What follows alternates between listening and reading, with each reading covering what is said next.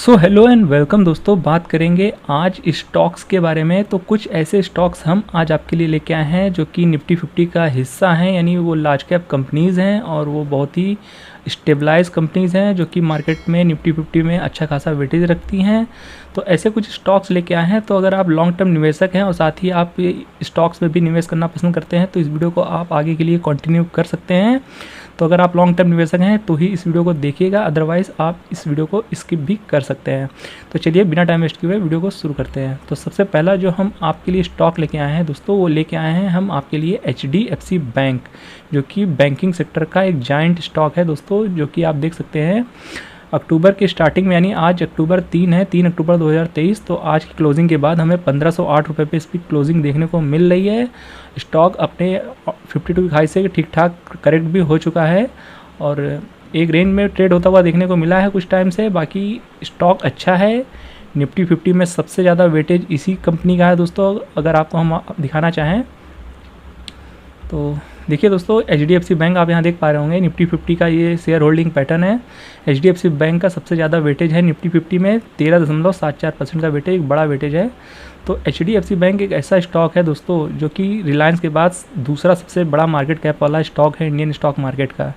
तो ये बहुत ही अच्छी कंपनी है, आप इसे लॉन्ग टर्म के लिए बिल्कुल कंसिडर कर सकते हैं। आपको अच्छी खासी प्राइस में भी देखने को मिल रहा है और कई AMCs ने तो इसे आने वाले टाइम में 2000 तक के टारगेट भी दे रखे हैं। पर अगर आप लॉन्ग टर्म निवेश करेंगे तो आपको ये टारगेट आसानी से देखने को मिल सकते हैं। और आपको जो भी पैसा निवेश करना है आप उसके लिए एक बार में आपको निवेश नहीं करना है, आपको स्मॉल अमाउंट ही निवेश करना है, इस बात का आपको ध्यान रखिएगा। तो चलिए बात करते हैं दूसरे स्टॉक के बारे में, तो उसको भी हम एक बार नज़र डाल लेते हैं। तो दूसरा स्टॉक दोस्तों जो हम लेके आए हैं आपके लिए वो है रिलायंस इंडस्ट्रीज़। दोस्तों इस कंपनी को तो आप जानते ही होंगे, इंडियन स्टॉक मार्केट की सबसे बड़ी लार्ज कैप कंपनी जो कि है रिलायंस इंडस्ट्रीज़। इसका स्टॉक का प्राइस 2318 रुपये पे हमें आज के दिन क्लोजिंग देता हुआ देखने को मिला है। इसके मार्केट कैप को हम आप एक बार दिखा देते हैं। देखिए दोस्तों, सबसे बड़ा मार्केट कैप रिलायंस का ही है, आपको पता ही होगा। 15,87,000 करोड़ का मार्केट कैप, सबसे बड़ा मार्केट कैप इसी कंपनी का है दोस्तों। तो लॉन्ग टर्म के लिए आप इसे भी कंसिडर कर सकते हैं और ये अपने पिछले एक साल के हाई से देखेंगे तो अच्छी खासी गिरावट पे भी देखने को मिल रहा है। हालांकि इसमें कुछ जियो फाइनेंशियल का जो डिमर्जर हुआ था उसकी वजह से थोड़ी ज़्यादा गिरावट हमें देखने को मिल रही है, पर फिर भी ठीक ठाक गिरावट पे हमें ये स्टॉक देखने को मिल रहा है। तो चलिए इसका भी हम एक बार निफ्टी 50 में आपको वेटेज दिखा देते हैं। तो रिलायंस का भी लगभग 9.5% का वेटेज है निफ्टी 50 में, तो ये बहुत बड़ा वेटेज है। तो अगर आप सिर्फ ये दो स्टॉक ही बाय कर लेते हैं जो कि हमने आपको बता दिया है, तो लगभग 13.5 यहाँ और 9.5 यहाँ, तो आप आराम से लगभग 24-25% तो आप कवर कर ही लेते हैं निफ्टी 50 को, अगर आप सिर्फ ये दो स्टॉक ही बाय कर लेते हैं तो ये दो स्टॉक में ही लगभग 25% का होल्डिंग है निफ्टी 50 में। तो ये दो स्टॉक टॉप 2 कंपनीज़ हैं इंडियन स्टॉक मार्केट की, आप यहाँ देख पा रहे होंगे। तो चलिए अब चलते हैं हम अपने तीसरे स्टॉक के बारे में। तो तीसरा स्टॉक जो हम आपके लिए लेके आए हैं दोस्तों वो है HUL, यानी हिंदुस्तान यूनिलीवर। तो देखिए दोस्तों, ये भी अपने एक साल में अगर इसका 52 हाई देखेंगे, 52 हाई, तो वहाँ से भी ठीक ठाक करेक्ट हो चुका है, क्योंकि 2757 का हाई लगाया था लगभग जुलाई में। तो वहाँ से एक अच्छी खासी गिरावट हो चुकी है और अभी ये स्टॉक आपको 2468 रुपये पे ट्रेड होता हुआ देखने को मिल रहा है। और अगर बात की जाए इसके मार्केट कैप की, तो मार्केट कैप पे हम एक बार नज़र डाल लेते हैं।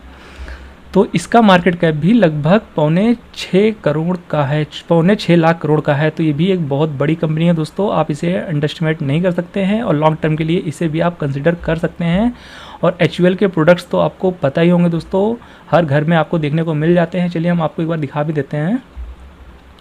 तो देखिए इस समय जो आपकी स्क्रीन में शो हो रहा है दोस्तों, ये HUL के प्रोडक्ट्स हैं। तो ये ऐसे प्रोडक्ट्स हैं दोस्तों जो डेली यूज़ के हैं और शायद ही ऐसा कोई प्रोडक्ट हो जो आपने अपने लाइफ में आज तक यूज़ ना किया हो, और इसमें से मैक्सिमम प्रोडक्ट आपके घर में आपको देखने को मिल ही जाएगा हमेशा।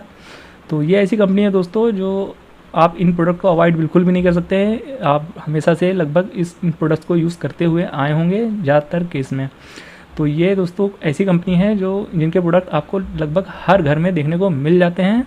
तो इस कंपनी को भी आप लॉन्ग टर्म के लिए कंसिडर कर सकते हैं। दोस्तों ये वो 3 स्टॉक थे जो हम आपके लिए लेके आए थे, पर दोस्तों आप जैसे चाहें आप इसमें निवेश कर सकते हैं, वो खैर वो डिसीजन तो आपका है, क्योंकि हमने इसमें बिल्कुल भी ना तो टेक्निकल एनालिसिस की बात की है, ना ही फंडामेंटल एनालिसिस की बात की है, हमने सिर्फ आपको स्टॉक्स बताए हैं। तो देखिए दोस्तों, आपको अपनी खुद से एनालिसिस करनी है, आपको अपने फाइनेंशियल एडवाइज़र से की हेल्प लेके आपको इसमें निवेश करना है। हमने आपको सिर्फ स्टॉक्स बताया है और इसमें हमने टेक्निकल और फंडामेंटल की बिल्कुल भी बात नहीं की है, पर फिर भी कुछ बातें बताना हमारा फर्ज है दोस्तों। हो सके तो आप जो भी इसमें पैसा निवेश करें दोस्तों, आप इन तीनों स्टॉक में किसी भी स्टॉक में अगर निवेश करना चाहते हैं तो कोशिश करिए आप लॉन्ग टर्म समझ के ही निवेश करिए। बाकी अगर शॉर्ट टर्म में आपको प्रॉफिट मिल जाता है अच्छा खासा 10-15% या उससे ज़्यादा का, तो आप एग्जिट भी कर सकते हैं। खैर वो आपकी मर्जी है, पर आप इसमें अगर एंट्री ले रहे हैं तो लॉन्ग टर्म यानी कम से कम 2 साल का टाइम आपको देना ही पड़ेगा। बाकी आपको कोई भी बड़ा पैसा एक प्राइस पॉइंट पे नहीं लगा देना है। आपको जो भी पैसा मान लेते हैं, अगर आप HDFC बैंक में या फिर फॉर एग्जांपल रिलायंस में आप 2300 रुपये पे आप पहली बाइंग कर लेते हैं, तो आप अपने फंड को ऐसे डिवाइड करिएगा। मान लेते हैं आप इसमें सिर्फ 20,000 रुपये लगाना चाहते हैं रिलायंस इंडस्ट्रीज़ में, तो आप 1/4 ही पैसा अभी लगाइएगा। बाकी 5% की गिरावट पे आगे आप अगला 5,000 करके लगा सकते हैं, यानी अगला 25% आप 5% की गिरावट पे लगा सकते हैं। क्योंकि दोस्तों बहुत से लोग गलती ये करते हैं कि स्टॉक गिरावट पे देखते हैं तो ज़्यादा पैसा एक ही प्राइस पॉइंट पे लगा देते हैं, तो उस तरह से अगर आप वहाँ से फर्दर गिरावट होती है तो आपका एवरेज करना मुश्किल हो जाएगा। तो इसलिए दोस्तों कम से कम 4-5 पार्ट में पैसा रखिएगा और हर 5% की गिरावट में आप बाय कर सकते हैं। बाकी आप अपनी भी स्ट्रेटजी के अकॉर्डिंग काम कर सकते हैं, पर हमारा कुछ बताना ज़रूरी होता है बेसिक चीज़ें, अदरवाइज़ लोग बड़ी गलती भी कर सकते हैं। तो खैर दोस्तों हमने इसमें बिल्कुल भी टेक्निकल और फंडामेंटल्स की बात नहीं की है, वो काम आपको खुद से करना होगा। हमने सिर्फ आपको स्टॉक्स बताए हैं, ये स्टॉक्स लॉन्ग टर्म के लिए अच्छे हैं। शॉर्ट टर्म में भी आपको प्रॉफिट हो सकता है, पर शॉर्ट टर्म समझ के बिल्कुल भी मत आइएगा। जो भी करिएगा लॉन्ग टर्म समझ के ही आप इन सब स्टॉक्स में एंट्री लीजिएगा। तो दोस्तों ये वो 3 स्टॉक्स थे जो आपको फ्यूचर में अच्छा खासा रिटर्न दे सकते हैं। तो वीडियो अच्छा लगा हो तो वीडियो को लाइक और चैनल को सब्सक्राइब करना बिल्कुल भी मत भूलिएगा। मिलते हैं नेक्स्ट वीडियो में, तब तक के लिए keep learning and be discipline.